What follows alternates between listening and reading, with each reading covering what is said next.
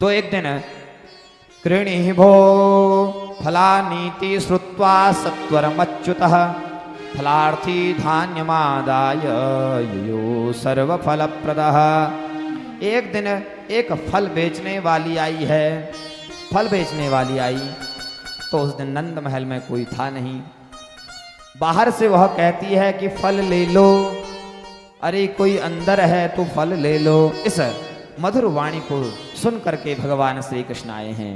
उसने कहा कि माँ मुझे आप फल प्रदान कर दो, आपके पास जो भी खिलौने हैं मुझे उन्हें प्रदान कर दो।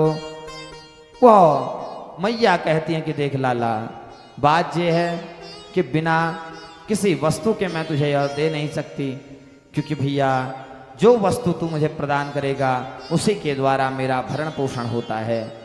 तो भगवान श्री कृष्ण कहते हैं कि माँ मेरे पास तो कोई द्रव्य है नहीं, क्योंकि मेरे माँ बाप तो मुझ पर इतना विश्वास करते हैं नहीं कि मुझे धन धान्य दे दे, परंतु माँ मैं ऐसी कौन सी वस्तु आपको प्रदान करूं कि जिसके विनिमय के द्वारा आप मुझे यह फल खिलौने आदि प्रदान करें।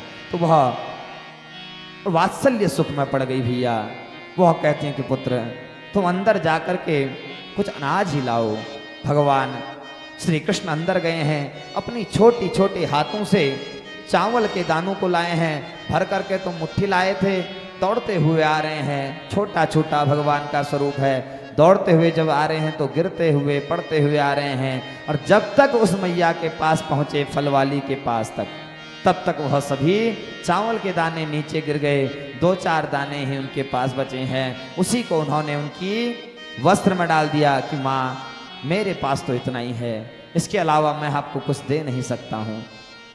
वह इतनी वात्सल्य सुख में पड़ गई कि उनका पयस्सिंचन होने लगा, उनके स्तनों से पयस्राव होने लग गया है। इस चीज को डाल करके परीक्षित जी ने प्रश्न किया यह पूर्व जन्म में कौन थी। वह कहती है जब वह लौट करके अपने राज्य में गई हैं, अपने घर पर गई हैं, तो उन्होंने क्या देखा कि वह जो 2-4 चावल के दाने थे उसके प्रभाव से उसका जो समस्त घर था वह धन धान्य से रत्नों से परिपूरित हो गया था। इस चीज को जान करके बड़े प्रसन्न हुई हैं।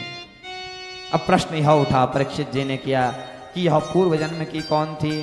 कहती हैं सुखदेव भगवान कहते हैं कि देखो यह पूर्व जन्म में निषाद राजगुह की माता जी थी। जब इन्होंने भगवान राम को देखा तो इनके मन में यह विचार आया, आह कौशल्या का कितना सौभाग्य है कि जो इन सुकुमार पुत्र को उन्होंने पयस्सिंचन करवाया होगा, वात्सल्य सुख प्रदान करवाया होगा। इस को ध्यान में रख करके उन्होंने उनका ध्यान किया। परंतु भगवान राम ने जब सब कुछ जान लिया तो मन ही मन में निवेदन किया कि हे माँ मैं आपको वात्सल्य सुख अभी प्रदान करवा देता, परंतु माँ मैं मर्यादा पुरुषोत्तम अवतार में हूँ, अभी तो मैं आपको वात्सल्य सुख प्रदान नहीं करवा सकता, परंतु द्वापर में मैं कृष्णावतार में आकर के आपको वात्सल्य सुख प्रदान करूंगा। ऐसी और निषाद राज की माँ हैं और यही फल वाली के रूप में आई हैं और इनको भगवान ने वात्सल्य सुख प्रदान किया है।